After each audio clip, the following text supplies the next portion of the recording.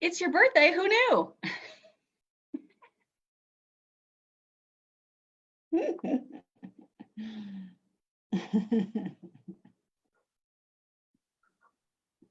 everybody, I presume you can hear me.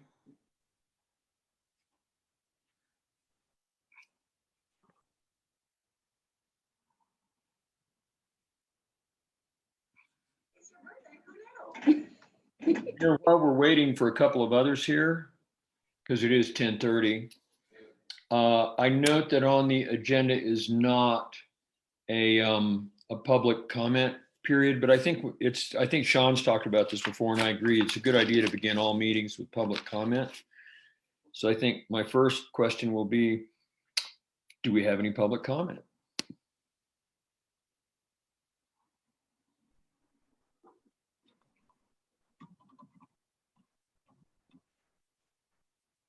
I'll leave that open for a minute until I see some other county commissioners.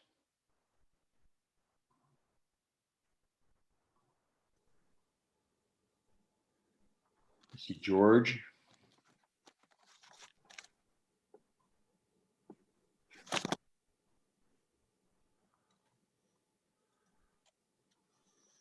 I have a public comment. I wanted the entire world to know that Beth Luther's birthday is coming up on Thursday. Happy birthday, Beth. Cool, 29 again. Yeah. Yes, yes, absolutely.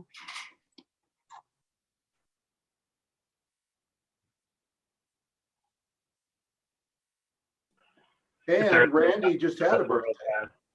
Yeah, I was 65 again for the 7th time. Or maybe it's 8. Let me think. That would be 64 from 72. So for the 8th time, I turned 65. Imagine, it's been 8 years since I was 65. I did text Sean. I'm not sure. And then George, can you see Facebook? Does anybody have any public comment or anything? Let me check here.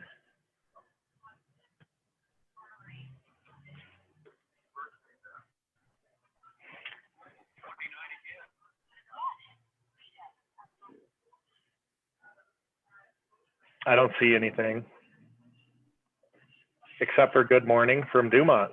Lori Pitcher. Hi, good morning, Lori Pitcher. I think I'll check. Has anyone texted Sean yet? I did, Okay. but I haven't heard back from him. Yeah, that 10:30 might have thrown him off.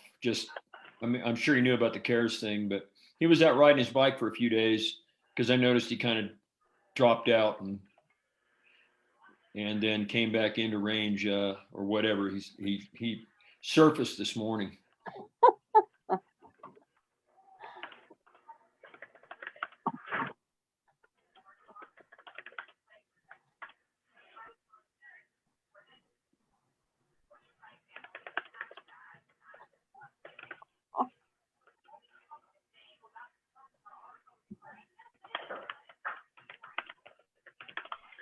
Did anybody else have problems with the link this morning? I didn't turn it on until about 10 or 10:05, something like that. Did it not? Did you log in after that? Somebody's having trouble getting in with the link that's on the agenda, but I just sent them another try. Okay. Yeah, if they try and come on early, usually it won't let them until I come on and edit the webinar link. So that might be part of it. I did help somebody out on the email this morning with it. He's in, I see him. Okay.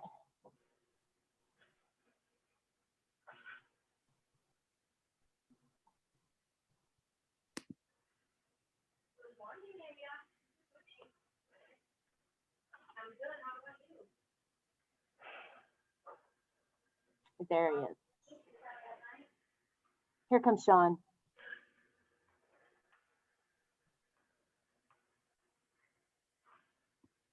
There he is.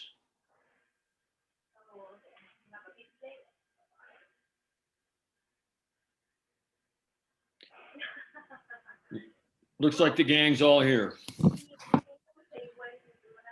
How's your ride, Sean? Good. Glad it's done.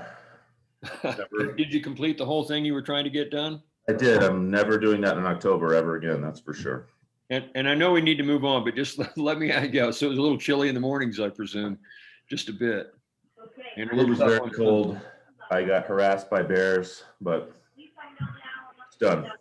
They're hungry this time of year for sure. How many? And just one last question: how many miles was it overall through the entire section? I know you had to go in and out 2 or 3 times because of business and everything. So Yeah, I think this last time I did about 140 miles. on the last trip just now. Yeah, from Thursday through Sunday. I just got back yesterday, actually. That's a ton on a mountain bike. Okay, so our 10:30 item, it is now 10:36, is the continued consideration of approval of county reserves fund and CARES funding action. And we have another item on CARES later, but that would be a new CARES Act funding application. So this is the last one for the funding that we did receive and how we will allocate those funds. And George has been running lead on this.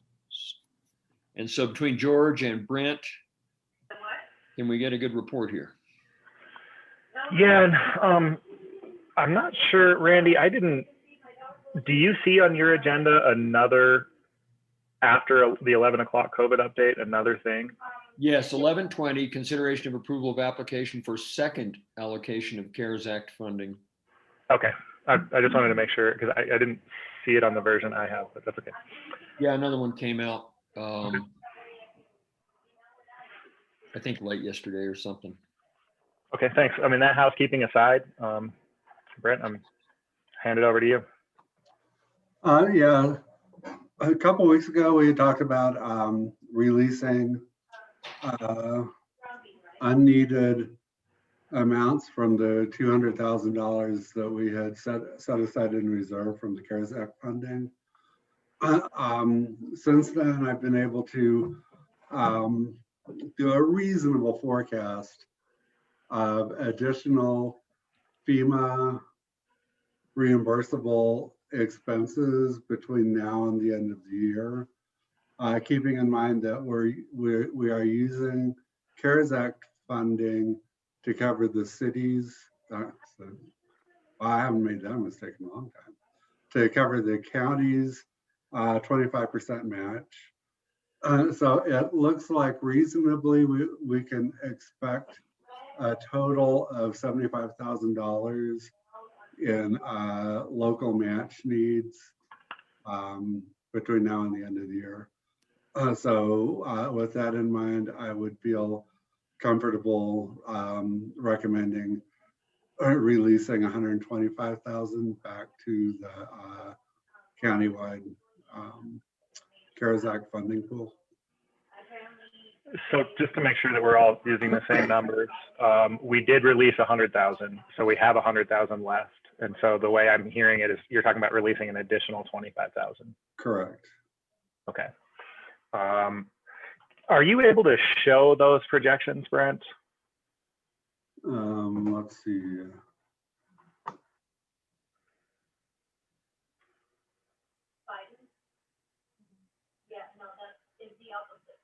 This is dead air, unfortunately.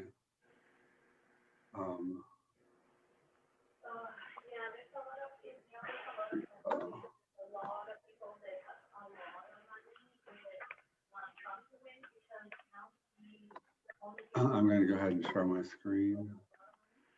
And Brent, while you're doing that, someone needs to mute their mic. We're hearing some background chatter. Thank you. Can you all see a spreadsheet titled COVID-19 expenses for reimbursement? Yes.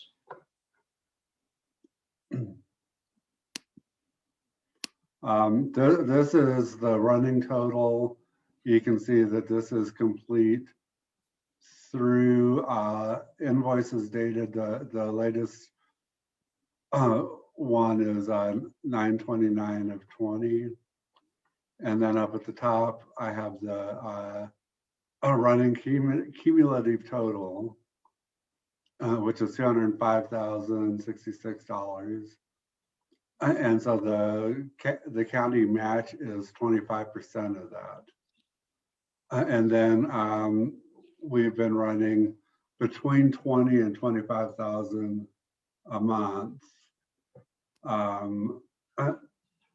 taking out of consideration some big ticket items, the $35,000 and $55,000 individual expense items. We've been running between 20 and 25,000. So setting that at 25,000 times 3 months remaining in the year, at 25% match, that's 70,000. And then, you know me, I like a little bit of extra to be conservative. So rounding that up to 75,000, I think that that's pretty safe.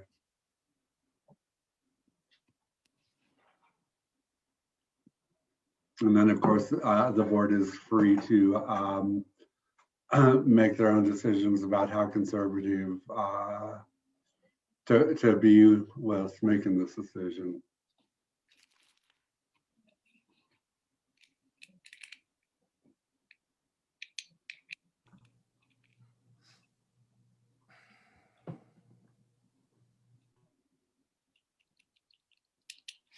George, you're muted. Would you remind me, was it, we thought that 7,500 of our donations Yeah. will be usable as a match? Yeah, about that. And setting the total in-kind donations at $10,000, then 7,500 would be a reasonable estimate of the overall cash value of those in-kind donations.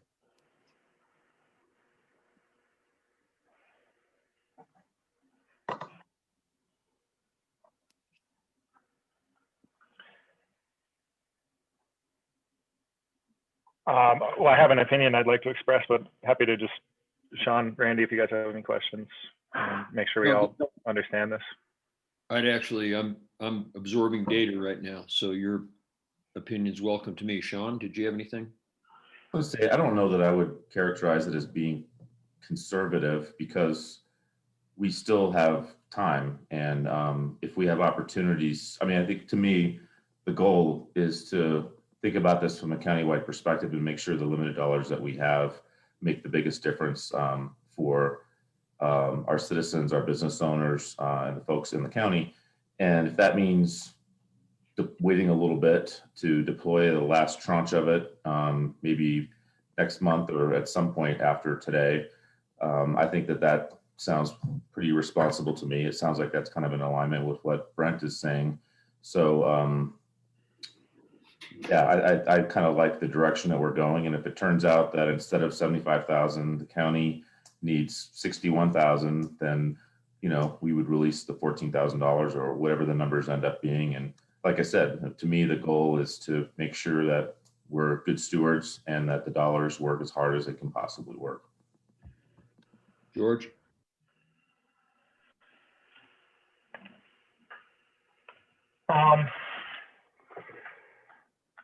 My preference, because having the money and having the money spent requires work and time to get it put together. My preference would be that we release what we think we can release now, and I would prefer, from my perspective, to err on the side of putting a small amount of general fund dollars to risk. And so that means if, you know, Brent said 70,000 and he's comfortable rounding up to 75,000, I might see a number like 70,000 and prefer to round down to 65,000. Putting 10 at risk, is that what I'm understanding in your math? Yeah. Yeah, I mean, if we're keeping between 5 and 10, if Brent's proposal is to keep 5 and 10,000 that we think we might not need, and then come November, December, it goes back into the CARES pot, got to scramble to figure out how to spend it, and possibly end up returning it to the federal government. I would prefer to put a small amount of our general fund dollars, that similar amount, $5,000 to $10,000 of our general fund dollars, just put it at risk, knowing that some of that might end up being a FEMA match out of pocket, so that we can maximize the use of every dollar and make sure no dollars go back to the federal government that were meant to be of benefit to our residents. So to make sure I understand this, you're suggesting that instead of releasing 125, we release 135, put 5 to 10 grand at risk, and still have 65,000 in abeyance held out as a reserve. Is that right, Brent? Is that what I'm hearing, understanding? Yeah, I mean, that's my understanding. And did I characterize that correctly by your math, George? You did, and there's one detail that your statement just reminded me of, which is, Brent, does this include the $20,000 that is not part of our special reserve, is just ours? No. Okay, so if you think we need 75,000, and we've got 20,000 sitting somewhere else, that number turns into 55,000, right? Yeah, but in my mind, my understanding is that 20,000 is going to pay the personnel costs for some of the temporary workers that we hire to help out through the end of the year. So if we can clarify that, I know that Alyssa, for instance, is being paid out of the countywide pool. So if we can clarify whether or not that 20,000 is or is not being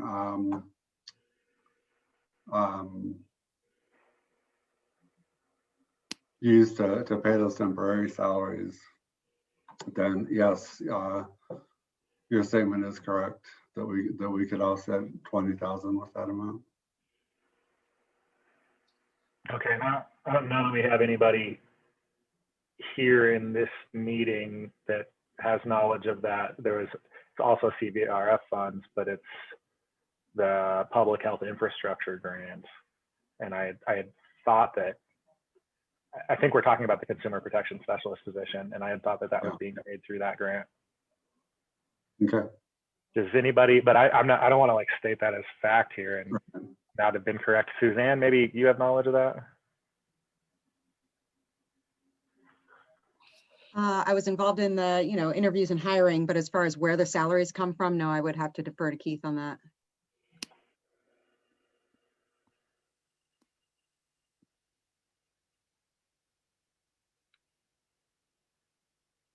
Yeah, my recollection was that it was coming either out of FEMA or CARES funding. FEMA would not reimburse that. No. Then I think my understanding and my assumption was then that it was CARES dollars.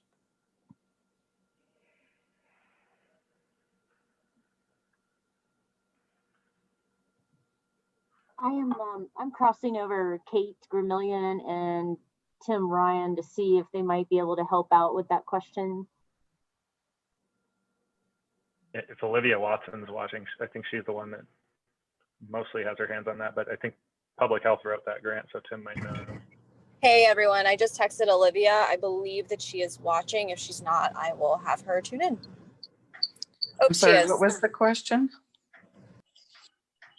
The question is, the consumer protection specialist position, was the public health infrastructure grant that was awarded going to pay for that position? Hey Beth, can you let Olivia in as a panelist? I did wouldn't- cross her over.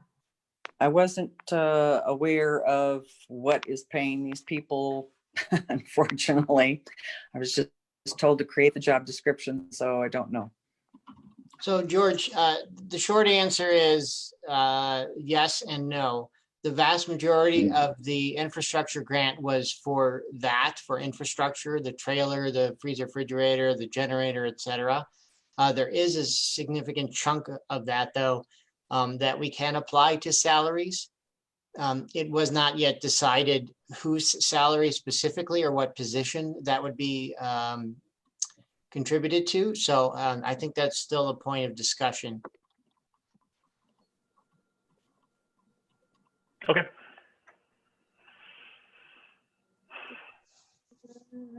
Yeah, one quick thought I have, I know we have maybe a little bit different views about the general fund, but when I think about the money that's in the general fund, and I think about the financial projections that Brent has done, it's not, I don't really view it as money that we have the flexibility to assign, because I think it's kind of already assigned. I think if you look at the way our revenues don't keep up with our expenses over the next few years, we've already spent those dollars.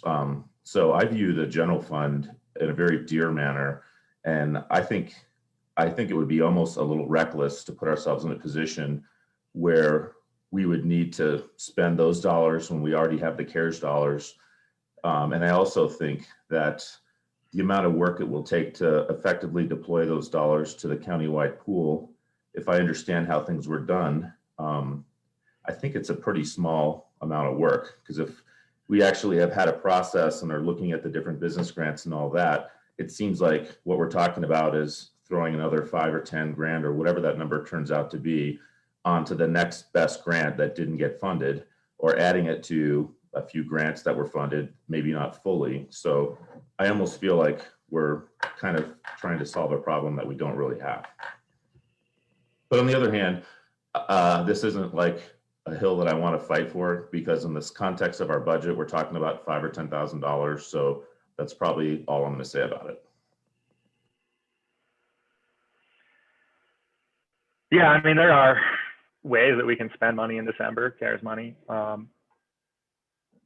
Maybe it's just a personal preference, having been closer to that, knowing that the money will be put to better use if you know you have it sooner. That's my preference. But again, Sean, it's not necessarily, it's not critical. We're talking about $5,000 to $10,000. Yeah, and since you just mentioned 5,000 to 10,000, George, I would suggest that rather than falling on a sword, perhaps we can put a couple of 2 or 3 small daggers out there, or just like a penknife or something like that. And basically Brent has recommended that we release another 25, and George is suggesting another 35. And I would suggest, for the interest of resolving the conversation, that I can understand both arguments, and we could say 100, we could say another 30 for a total of 130, and leaving, 70 instead of 75. I mean, any of those is fine with me to finish this with reasonable accord. Yeah, I'm fine. I mean, we asked our staff for a recommendation, and they gave it to us, and my general instinct is to follow their recommendation. Understood. Yeah, and I mean, I can appreciate Brent's position, because Brent has a job description, and his job description is to protect our financial future. I also have a job description, right? My job description is to figure out how to spend that money to best benefit our citizens. So. I can live with 30,000. Like I say, that's right at what my projection says is the likely outcome. This is Suzanne. Brent, does that include the approximately 15,000 that I'll likely be using for inventory management and some other items that I had discussed before? Does that include that? No. Okay. My guess is that FEMA would decline to reimburse that. Why? Really? Okay. Yeah, because But that's included in your projections of future expenses that you want to hold out. Is that correct? no, I didn't include that.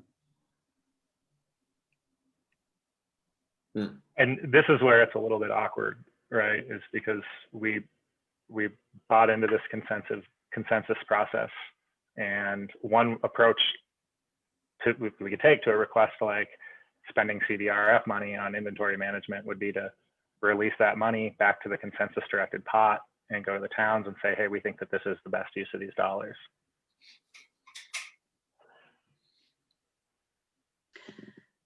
Yeah, I think this just also goes to our kind of shoring up our process, because this is something that we struggled with for a while, for many months, as we know. It's inventory management, but it's also more than that, the system has the availability to do. And so I guess it's, you know, if this is needed for long-term management of our PPE, then I guess my question would be, is it covered under CARES then? So these are the types of questions that I don't want to make a purchase of $15,000 without talking with anybody, clearly, but it's needed. So I guess the question is, how do we do it? And we don't have to discuss it on this meeting, but just something to keep in mind as we move forward with our funding, because CARES, as we know, is for the emergency, for the public health emergency. It's not only for, I mean, we want to use it to the best way we can for our community. So I want to keep that in mind. Thanks. Yeah, I mean, and my general perspective on CARES dollars is that they're uniquely able to provide some services that we can't provide through any other legal means. And I'd be happy to, you know, if we need inventory management, I think we spend the money. We write a grant. You know. But anyway, I'm fine with 30,000. Sounds like we're fine with 30,000. Sounds like that's our number. I'm good with it. And I think it's great that we have CARES dollars for both to provide the needs of the community that we can't get elsewhere, and also to provide for the needs of managing a global pandemic and its impact on us here in the immediate sense, as well as the long-term other ways that we're connected to it. So, so in any case, it's all good work. So do we need a motion? Or is an instruction to staff okay with this? I guess I'd feel better with a motion since you're releasing your money. Okay. I move we release an additional $30,000 from the Clear Creek Reserve, leaving the balance in the Clear Creek Reserve at $70,000. Second. Okay, further discussion? All in favor? Aye. Aye. Okay, and with that, that brings us to our 10:58 COVID update. We have Suzanne and Tim here. And if you would please take it away with our update today, would appreciate it. Thanks. Good morning, everyone. I would like to start by sharing my screen. Y'all see that? Yeah. So last week, we had on average about 40,000, roughly 40,000 cases across the United States on a daily basis. That number has jumped to 50,000 a day, so a significant increase. We are now seeing increases in 31 of the 50 states in the union. A troubling sign, to be sure. Here in Colorado, we are seeing a similar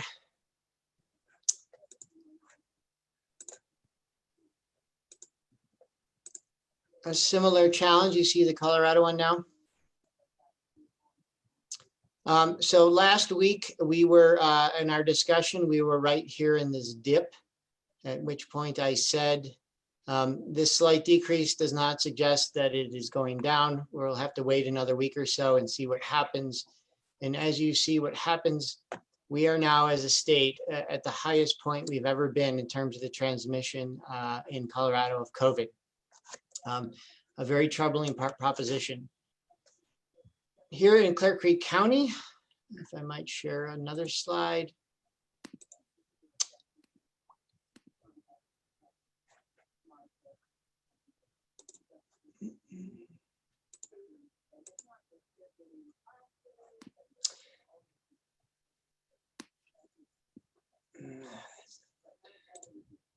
So the 2-week cumulative incident rate, as you see here across the entire state, has jumped up significantly. Clear Creek County is now at 205 cases per 100,000. If you recall, just a few weeks ago, we were at 10 per 100,000. And Grand and Summit County are in similar fashion to us, as well as many other counties around the state. We are technically in a level 3 now from an incident perspective, and a test positivity rate of 5%. If you recall, about 3 weeks ago, we were less than 1%. I've spoken to the state this morning about our cases and what's going on. I know you've heard this before, but I'm going to continue to say it till the end of this. The vast majority of our cases are coming from travel. People leaving the state, going elsewhere, either on a plane or driving and going to a family reunion, wedding, funeral, you name it, and bringing it back. With the exception of 3 or 4 cases of the 21 new ones we've had in the last 2 weeks, all of those are due to travel.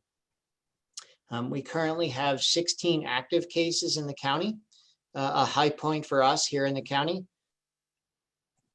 My conversation with the state was around what we're doing and what we can do to help mitigate this. We're doing all we can. We really can't stop people from traveling. They're going to continue to do so.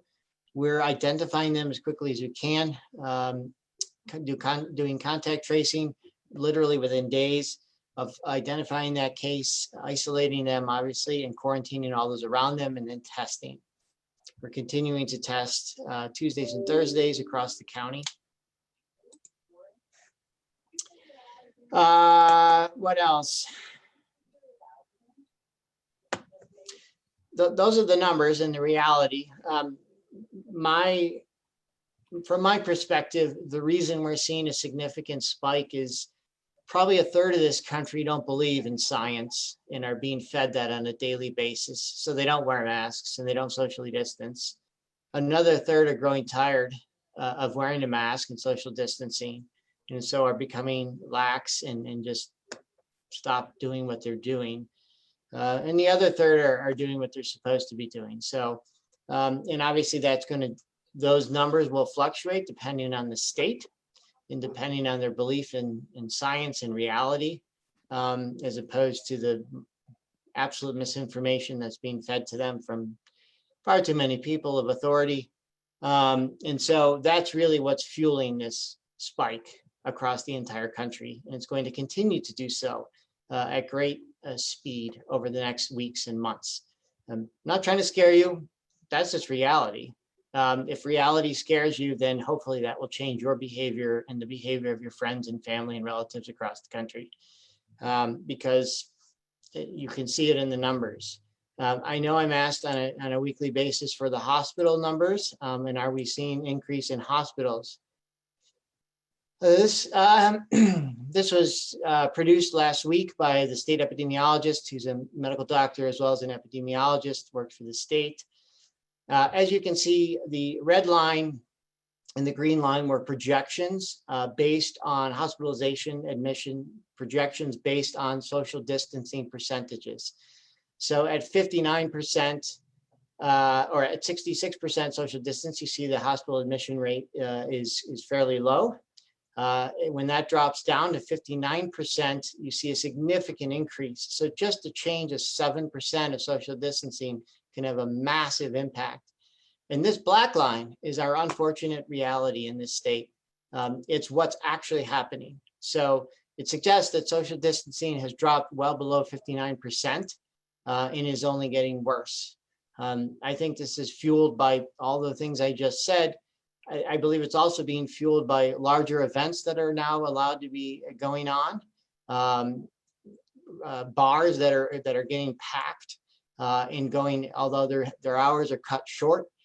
When you have 10 hours of potential drinking time, I don't think cutting off 2 hours at the tail end of that is really going to have an impact.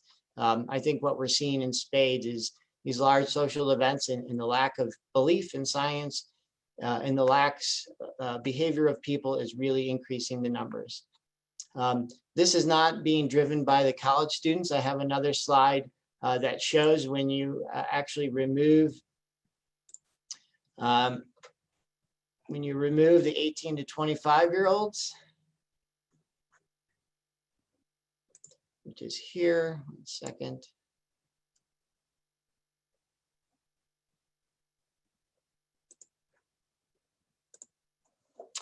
So this is removing all the college-age students from the model. And as you see here, there was a 52% increase in the number of cases, and followed by a 32% increase, followed by a 1% increase. So it was declining, but this numbers are from last week or the 2 weeks before. So the following 2 weeks model, which I'll get tomorrow, it's only going up from there. So we are seeing significant numbers now in the 25 plus, in the under 18 years of age as well. So, and those are the ones that end up in hospital admissions and subsequent fatalities. So as of this morning, there was 215,000 fatalities. That number is growing by 500 to 1,000 a day, depending on the day. So COVID does kill, despite what I heard this morning on the radio. COVID is systematically killing 215,000. The projection currently up to February is in excess of 400,000 fatalities across the United States. So, any questions so far? I feel like a salmon swimming upstream without the benefits. Yeah, I heard that's a pretty rough ride. I have a question, Tim. When we talk about 7% social distancing being the difference between us getting through this okay and having things accelerate out of control, how does that inform my actions? Like, what does, in my personal life, increasing my social distancing by 7% look like? Well, it's a great question, George. It's the social distancing number is garnered from cell phone signals. So it's a population-based number. It isn't an individual-based number. But what it means for an individual, if you're going to go to that level, is not going to crowded places, or if you have to go to crowded places, go there once a week or twice a week and minimize that sort of interaction where there are larger numbers of people where it's impossible to completely social distance. The other thing it looks at is not only did you pass that little old lady in the grocery aisle for about 4 seconds, but the duration, right? How long were you within 6 feet of that other individual? So it's about minimizing all of that sort of behavior of interactions with people where you're less than 6 feet apart. Minimizing the places you go to that have a fair number of people. Not to say that you shouldn't go there, but don't go to the grocery store every other day. Go once a week, get what you need, and don't go back until you need to go again, and that sort of thing. And the same with other stores and things like that. So it's those sorts of behaviors that are really driving this. So if I understand the answer and the question correctly, then as they were intended, it's not a measure of I need to try 7% harder. It's a measure of there are a certain set of basic rules and thoughts that we should be following in actions. And so when we talk 59% or 65%, or whatever percent we're looking at, that's the percentage of people who are following those rules. And the higher the percentage of people is who are following those basic rules, the better our chances are, the more we limit it. That said, what does it mean to follow the rules? And I guess when I look at the map here and I count the number of counties in dark orange on the 1%, looking at the epidemic stuff on CDPHE, and if we're at the 1 week cumulative incidence, I look and see that Clear Creek is one of the top 7 counties in the state right now, mathematically on the bad side. Yeah. Which means try harder. And I was thinking of something the other day when you got to make decisions, and they're hard ones. Your airbag light comes on. You call the dealer and he says, that airbag is, I say, what is the chance because of this airbag light? And he said, bring it in and we'll look. So I had to bring it into the station, or bring it into the dealership. I get into the dealership. I walk into the waiting room. It's a big open waiting room. I see one person sitting at a table and I go, well, I'll sit 15, 20 feet away in this room. He strikes up a conversation and tells me that his wife was, so I'm like 15, 20 feet from him holding my stuff in my hand. He said my wife was, he was shaking his head, said, we're so careful, yet my wife was diagnosed positive just about 5 days ago. And I said, great, I got to make some phone calls to make. I'm going outside. And I spent the rest of the day sitting outside a picnic table. It's just, get out of there if you can and don't go if you can help it. That's how I'm reacting to it. And I'm not suggesting that's the advice you're giving everybody, but a heightened sense of, a heightened awareness, a heightened sensitivity all the time is just extends the amount of time. Correct.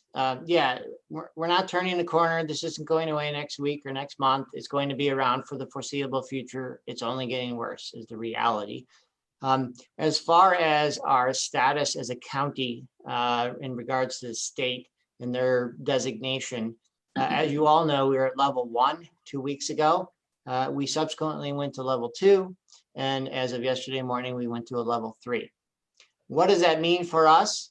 Right now, nothing. In my conversation this morning with the state, they basically said we have a several week window where we're maintaining our status level 1 from a restaurant, stores, businesses, all that sort of perspective. That's not changing right now. As you might imagine, they're really trying to eliminate the yo-yo effect of businesses not really knowing what they need to do because things can change as we see here in spades. So we basically have a 2 to 4 week window where if things get better in the next week or 2 weeks, we'll go back to a level 1. If things continue to maintain at this accelerated level, we would then, in fact, go to a level 2. If they got worse, we would subsequently go to a level 3, where we would actually have to implement the changes across the board within the county and businesses and the like. So as of right now, we're at a level 1 from a business perspective, but next week we very well may have to change that to a level 2. So I did get some clarity that wasn't there last week from the state. So as you might imagine, they are incredibly busy trying to put this fire out across the state. Rhetorically, not the real fires. That's other people. That's other people, yeah. We did have our first town hall, virtual town hall last week. I thought it went really well. We had about 500 people, not only on that night, but also have subsequently gone on Facebook and watched it. We're intending to have that on a monthly basis to provide an outlet for individuals, not only to get information similar to what I've just presented here, but also an opportunity to ask questions and to get some clarification on specific things that either business or school or whatever their area of interest is. So we had really good turnout. We had really good questions and answers. Well, the answers, others can judge that. The questions were good. So we're intending to do that every month to really give people an opportunity to listen in and get their questions asked. We're also working with the school. I sent out a letter to all the parents on Saturday and just trying to reiterate all the points I just said to you, and that, if schools want to stay open, it requires everyone. I think the school protocols are really good and effective, but really it's what people do outside of the school that has the greatest impact and potential on the school. So if parents are interested in having the schools remain open, we need everyone to do their part to help keep that going. So we have some new protocol in place and some new guidance from the state in terms of contact tracing and isolating, quarantining cases in the schools that we're implementing now. We're in constant contact with the superintendent and the principals of the schools and working with them. One of the biggest things that we're doing is a seating chart. So we have a seating chart now for every single class, every single period, every single day of the week, so that when we do get a case, we can instantly access those seating charts and identify who, in fact, are the closest contacts. Really trying to minimize the impact that a single case could have on a school, either a classroom and or the teachers, because we don't want to quarantine 100 people. because of a single case. It's not really optimal for anybody. So we're really trying to hone in and really minimize the impact that that has, and just identify those of the closest contacts, and then go from there. Tim, speaking of answering questions, we have about 4 questions, some of which you have at least partially answered, but I'm going to go ahead and read them each in their entirety because I think they're only partial answers. The first one is, if we are concerned about a state and local increase in cases, I am concerned that the school district has sent out communications loosening quarantine recommendations for families who travel out of state. Can someone speak to this? No, the state, or I'm sorry, the school district sending out quarantine and isolation or quarantine orders for staff. It's mandatory. So if you travel outside of the state and you return, it's a mandatory 2-week quarantine. For families, we don't have the legal authority, nor does the school district have the legal authority to quarantine a family who's traveled outside of the state. If we have a known contact of a positive case, we certainly have the authority to do that. But mere travel outside of the state, we don't have the authority to quarantine you. We're asking you to do your part and to do everyone a service by staying outside of the school for at least 2 weeks. As we've seen in spades over the last 2 weeks, the number of cases that are directly derived from people traveling.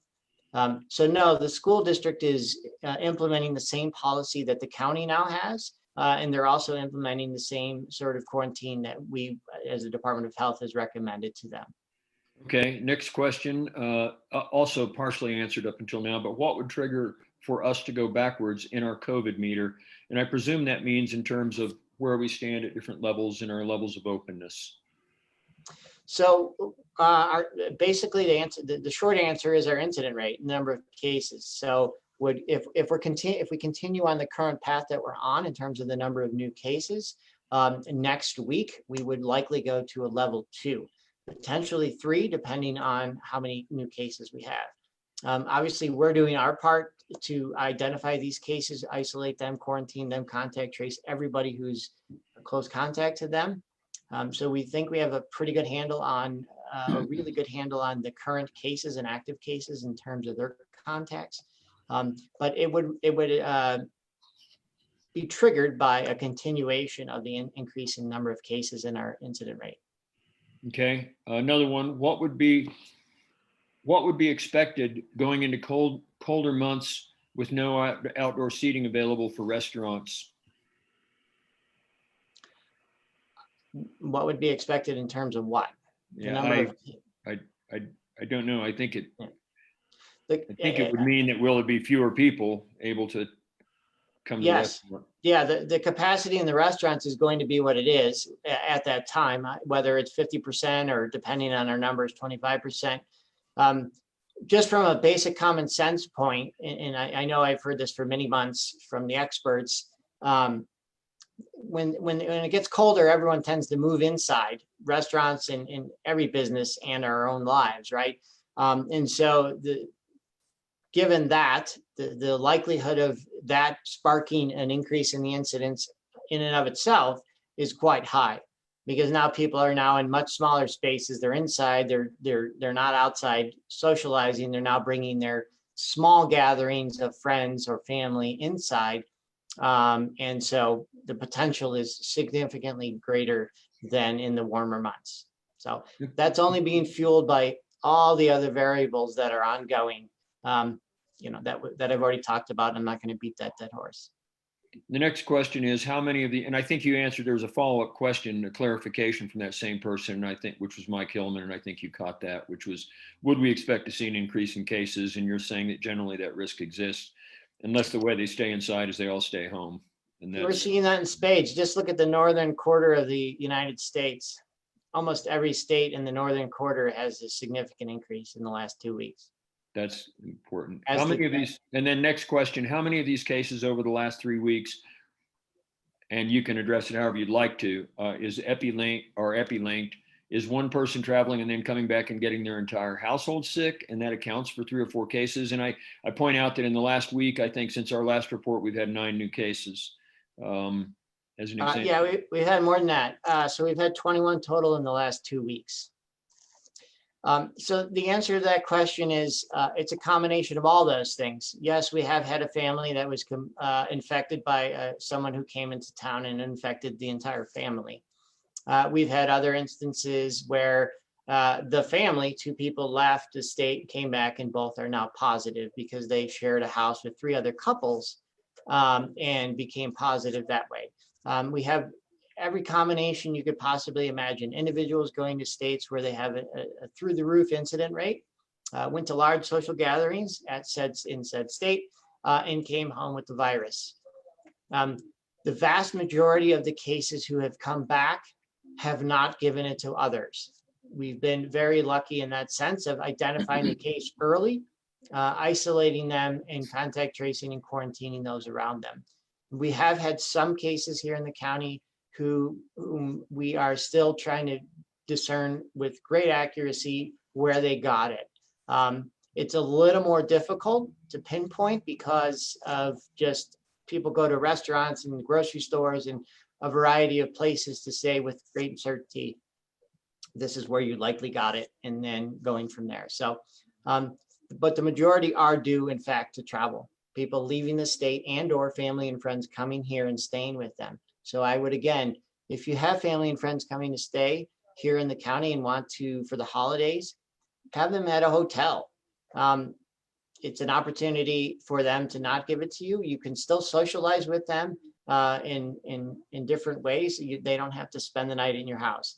If they have to, good luck with that and figure out a way what works for you in your own home. I can't figure out everyone's situation specifically, but that would be my general recommendation. Okay. We're a couple of minutes over, but we only have one more item after this in our public session. And so we're pretty flexible here. Do we have any other questions from the other commissioners or anyone else?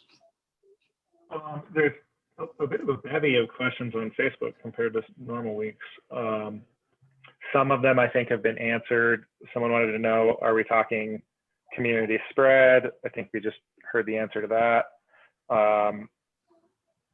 A couple of questions I think that can be combined. How do we think this might impact the ski areas? And in general, can we explain what it means to move from level 1 to level 2 and then level 2 to level 3? Sure. I'll answer all 3 of those questions. So as far as the ski resorts, I'm working very closely with them. I talked to the COO of Loveland last week, and I've gone over their operational plan and reviewed that with them, made changes. The state is going to be coming out with their ski guidance probably next week is what I was told, the final version. I'm still waiting for ECHO's operational plan. I'm working with the manager there on that. I was told this morning, I asked that very question, what is the likelihood that all ski resorts would ever be closed? And the short answer was highly unlikely. They're going to address it on a county by county basis and or a resort by resort basis. The 2 ski resorts we have here in Clear Creek County, Echo and Loveland, aren't your typical ski resorts we have in Colorado, in the sense of there's nobody staying overnight. There aren't additional restaurants and shops and other things at the resort. So people typically come and go. The biggest threat or the biggest challenge at both of those places is COVID spread among their employees. I've shared this sentiment with both individuals from Loveland and Echo. They understand that, and they're going to be putting the vast majority of their efforts on keeping them healthy.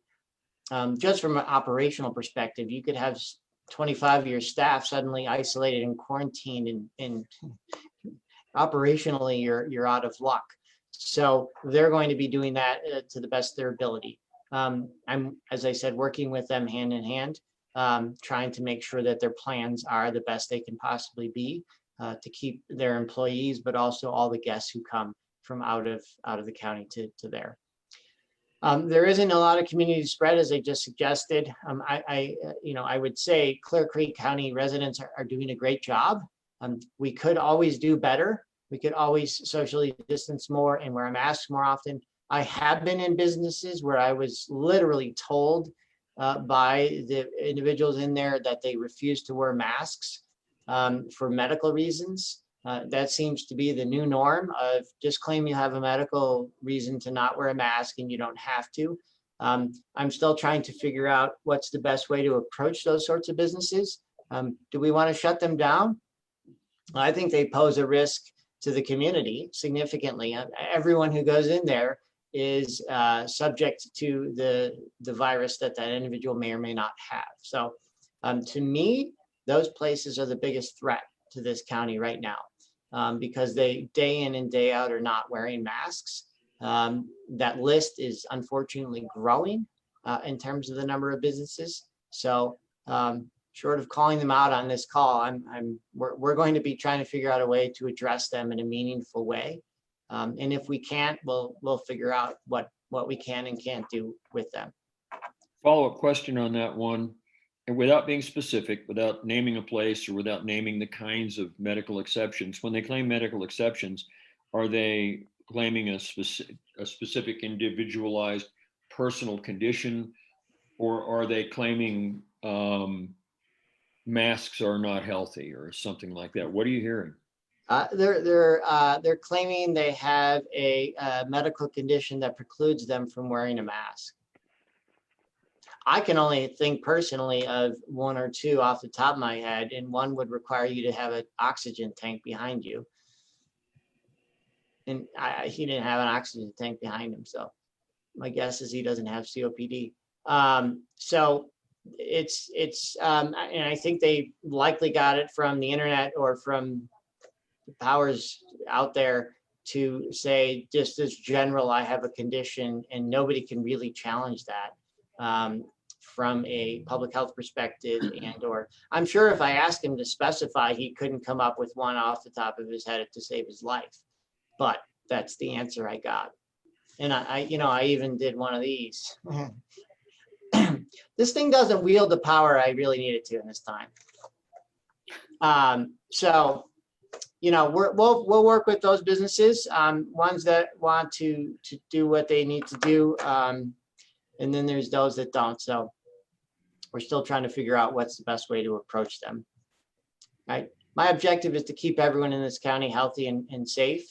And when you have businesses that clearly don't care and have no interest to follow the rules for the safety of all, to me, that's a threat to everybody. So everybody should be upset about that.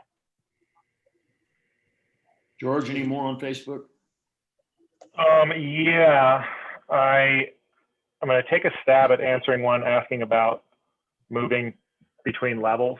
And correct me or add anything that you need. I think when we go from level 1 to level 2, we mostly see the maximum numbers that can be in a business go down. And when we go from level 2 to level 3, we actually see the percent capacities within a business change from 50 to 25%. That's correct. Yeah. And then there's one person who, if you can provide any more specificity about the number of cases that are a result of community spread. Less than a handful. Okay. And I think of the 21 new cases. I think that covers it. If somebody's on here and wrote a question in, I might not be seeing it, and I apologize, but I think that satisfies it. Yeah, we have no more in Q&A on the Zoom feed. So, yeah, I thought Alyssa was unmuting for a moment, but I don't see that. So, well, if that's it for the day, for the COVID report, thanks, Tim. That was very informative, a lot of information. And I think we'll move on to our next item, which is related to COVID, of course. Our next item, our 1120 item, is consideration of approval of application for second allocation of CARES Act funding.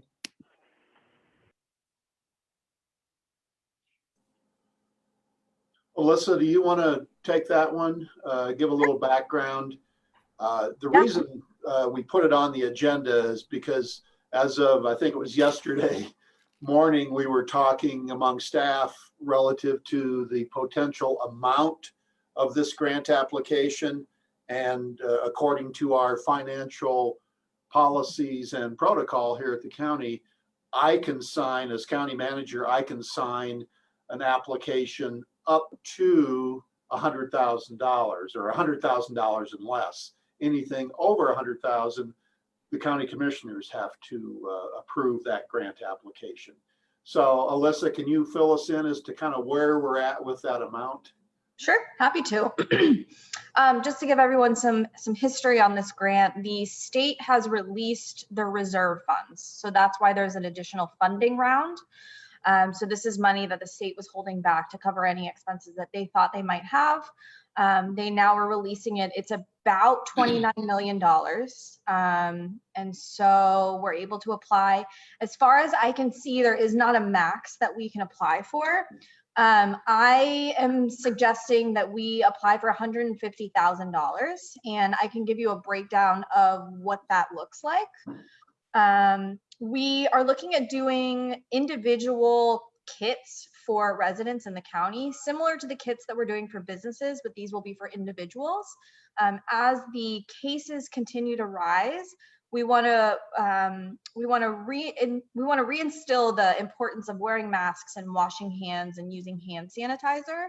And so these kits will include antibacterial soap, face masks, so cloth face masks that they'll be able to reuse, hand sanitizer, paper towels, and resources on how to not only keep their masks clean and to make sure that they're wearing fresh masks, but also how information on social distancing and information on hand washing. And so there will be resources in there.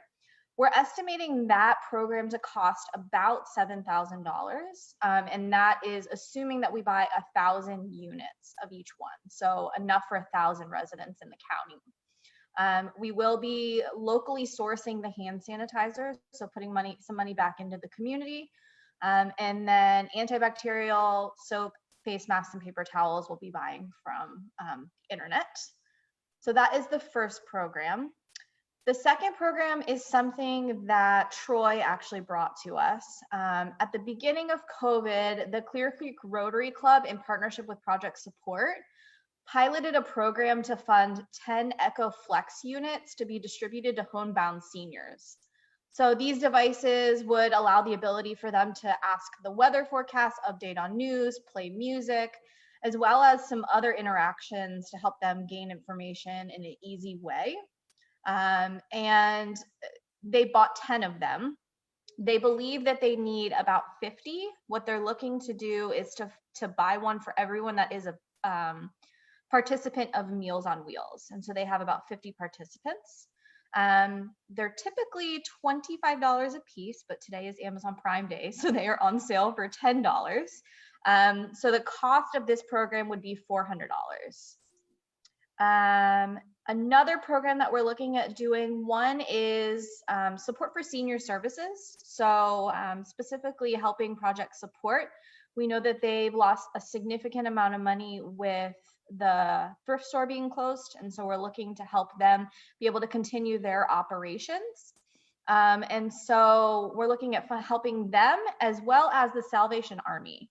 So the Salvation Army helps with homeless travelers, people getting stranded on I-70, donation buckets. They get about $3,000 a year from this. And the things that they need help with right now are gas vouchers as well as hotel rooms for people who need it.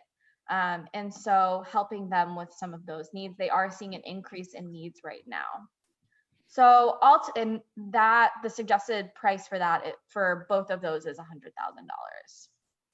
So those are the ideas that we have. The way that we're really framing this second request is the first one was really focused on emergency response. So making sure that the county and the municipalities had the funds they needed to buy PPE, hand sanitizer, and really make sure that they were able to provide safe resources to the community, as well as business support. We put a big chunk of money into the business grant.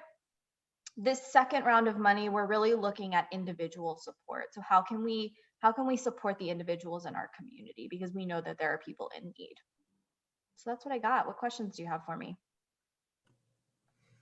Thanks for that update. What are the time limitations? I know our current tranche we have to spend by December 31st. What's the schedule look like this time? Yeah, it's actually the same thing. The grant is due on Thursday. And the money again has to be spent by the end of the year. And that is one of the considerations that I took into when I was coming up with these programs. We are all spread pretty thin right now. And so we want to find ways that we can support the community without a ton of extra work. Starting programs is very timely. And so we're looking for things that we can buy for people that are going to make a difference. Yeah, and I did call a few nonprofits myself. I think I called, oh, now I can't even remember. The food bank and also the Rock House. And it seems like those guys have done a pretty good job of going after dollars themselves. Yeah. But I love the idea that you're, looking into project support and the Rotary. And I don't know if the Lions, I mean, I would turn over every rock in terms of groups that have the ability to do good, and money is the challenge, right? But but you're right that it's hard under perfect conditions to stand up new programs from standing stop. And yeah, I appreciate the work that you've done. And I mean, on the one hand, I like the idea of applying for as much money as we could possibly get, but also, this is a global problem. And if we're taking money from another county that has more needs or better ideas than we do, that's obviously not ideal either. Right. Yeah, and just so you all know, I had a meeting yesterday with everyone from Human Services, as well as Troy, and Sally, to make sure that we were covering our bases and there weren't any additional needs that they were seeing on the ground. I really wanted to make sure that they were weighing in on this grant, and they think that this is a great use of the money. Yeah, the AAA might be another thing to look into. Jayla Sanchez Warren, they provide Meals on where they do a variety of services for our aging population, and there might be other things similar to Meals on Wheels that we could deploy some dollars to as well. I mean, one of the things that we've talked about in the AAA are kind of like your idea about the echoes, just ways of getting isolated people more connected. And I think that that's a great idea. And if they're $10 each, we really only have, I would hope we could find more people who would benefit from them, because I think that's like a slam dunk. Yeah, I was really happy that Troy brought that up. I think it's a really, really good use of funds, and it has the potential to make a big impact. And isolation, especially for our homebound residents, is a huge challenge right now. So just having something for them to be able to interact with and ask what the weather is and play music will make a big difference. Yeah, and I mean, and maybe there's a larger population who aren't Meals on Wheels. Like I know Troy's very plugged into the veterans community here in the county, and I think I've heard it sometimes there may be 1,500 or 2,000 veterans who live in the county, and maybe that's another group that could benefit from these type of connectivity. Mm-hmm. Definitely. I want to be sure that we're, while clearly we're looking at individual support, there are still ongoing response needs. And as we heard earlier, those may not be covered under other venues. So, we need to include ongoing response or operational needs if they're not already paid for by individual departments. So Alyssa and Olivia had sent you an email on that based on this morning's meeting. So clearly, our individual support and our business support continues. And I'm so glad that we have the opportunity to apply for more funding. Let's just not forget those ongoing needs that aren't going to be able to be funded or resourced elsewhere. One other, I think I was pondering about Dr. Ryan's comments about the 1/3 and the 1/3 and the 1/3. And I personally don't know of any news sources that are, I haven't heard any that are saying that this isn't a real problem and that it's a phony crisis or whatever. But I don't know if there's ways that we can create more trusted sources of information at a county level. I'm not sure what that could look like. I know we have our website. I know we have connectivity issues and broadband issues all across the county. I don't know if anybody's thought about some kind of, we're doing these town halls, which I think is great, but there are plenty of people who I think could benefit from what we now know about the pandemic and what and just the things we were talking about, you know, avoiding travel and all these recommendations. And I don't know if direct mail might be something to look into, but it seems like just getting everybody on the same page with trusted information that isn't casting aspersions at certain groups of people, COVID deniers, or I don't know. I mean, Yeah, I'm glad that you brought that up. That's actually a program that George and I have been working on. George, do you want to talk a little bit about it? Yeah, we have some of the consensus directed CARES funds are going to go towards a postcard. We know that what that postcard, the intent will be to create ongoing points of contact with people, let them know like what the channels of information are that they can plug into. The three things I can think of right off the head that this postcard could say is, you know, information's regularly available on our Facebook page, and this is the page to say, email Beth Luther if you want to be on an email list and receive emails, because Beth does a great job managing that. Thank you, Beth. And then it would also say sign up on our Bang the Table website. There's potential for us to, like, if we thought it a wise investment, and I haven't been able to think through how we pay for this long term, but we could get a service like Code Red that people could opt into that literally sends push notifications to their phones. That would be the Cadillac version of this that I'm interested in looking at, and not entirely optimistic we have a sustainable way to fund it in 2021. I think the one problem though is you might be hitting the exact same people who are tech savvy who already have access to Facebook and everything else, right? Yeah, that's why you would use a Code Red service. Sorry, Randy, go ahead. No, that's all right. Finish. I'm good. Oh, I was just gonna. That's why we would look at a Cadillac version would be like something like Code Red that actually calls people, pushes notifications to their phones. Right. I'm thinking about like my parents, for example. I mean, they're just not that tech savvy, right? They have phones, but they might as well be bricks because they don't, you know, they don't subscribe for stuff like that. That's just not their deal. And I think that we probably have lots of people like my parents in the county. I think there are two or three things pop to mind. I think Sean brought up a point that we have people who don't have good internet access. And then we also, like everywhere, have some people who are just less inclined to even want to be technologically connected like that.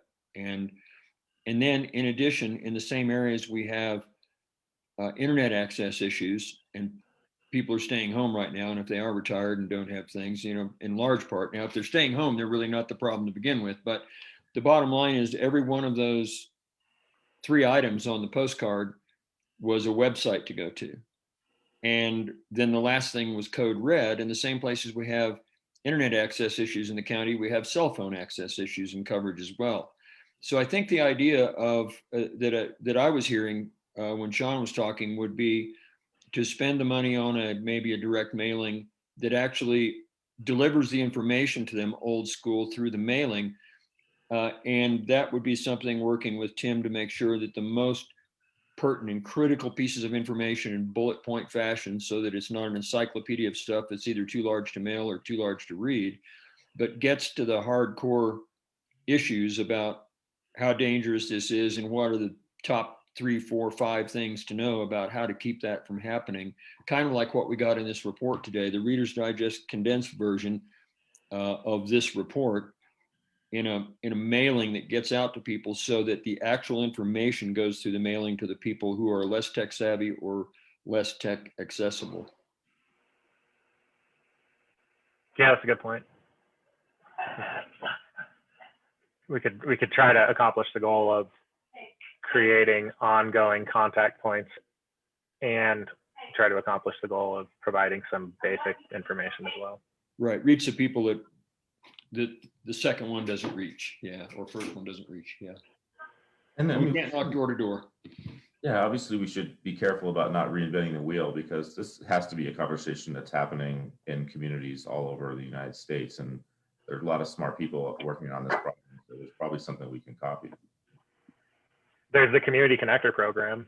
This is, this is really, I think, a great model. I think Boulder County or City rolled it out they actually pay people to use the channels that are native to their communities and spread information. So if that means setting up phone trees or knocking on doors, Randy, you pointed out that's not really a thing, or using email chains, whatever it is that method looks like, they use that method that's native to their communities. Yeah, and I am very, very, very interested in getting that program started in Clear Creek. I think it could make a big impact, not only with COVID, but also long-term in the community. The connectors are paid, as George said. The challenge with that, I mean, I would love to be able to apply for that with this grant, but it's going to expire at the end of December, and so it's not going to get us very far.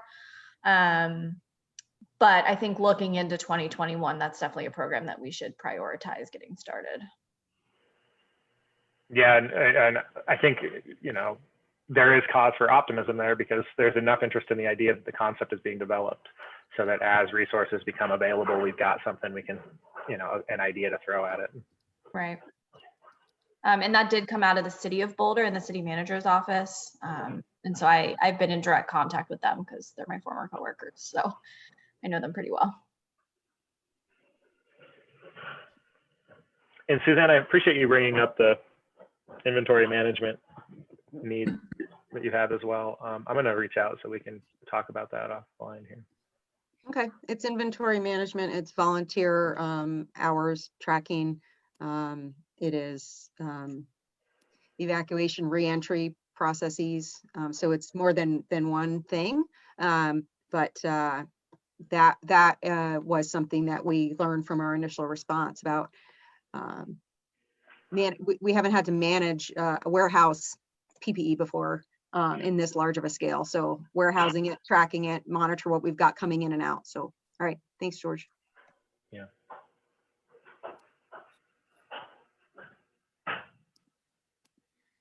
So I think what we're looking for here, and I've appreciated this conversation because I need help from smart people. I think what we're looking at here is authorization for this grant. I would like for you all to have as much flexibility as possible in applying for a large amount of money. And I mean, can we authorize you to apply for a grant for an amount up to, say, $200,000, just in case another great idea comes by? Pending the work that you're doing to add some line items and clean everything up. Yeah, I think that definitely gives us the flexibility to be able to add things. If we move forward with everything that I've listed so far, I think we're at about 110. So that would definitely give us some flexibility to add in some of the emergency response things that Suzanne's talking about.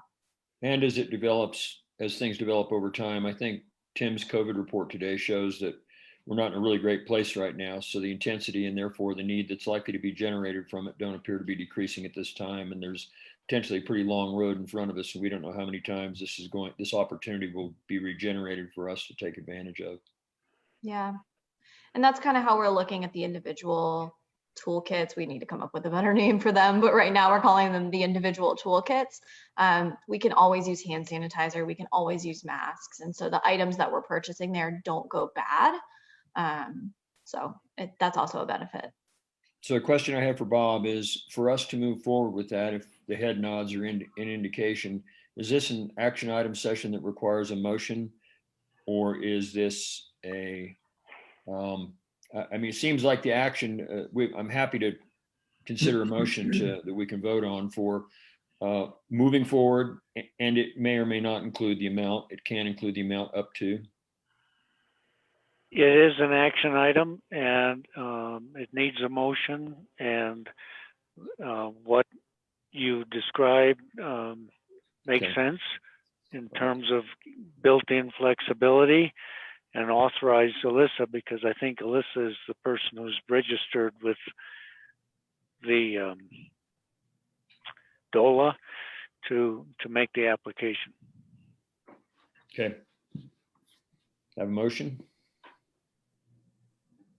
I move we authorize Alyssa Denberg, any of Alyssa Denberg, Beth Luther, or Keith Montag to apply for a grant of up to $200,000 for coronavirus response and recovery related stuff.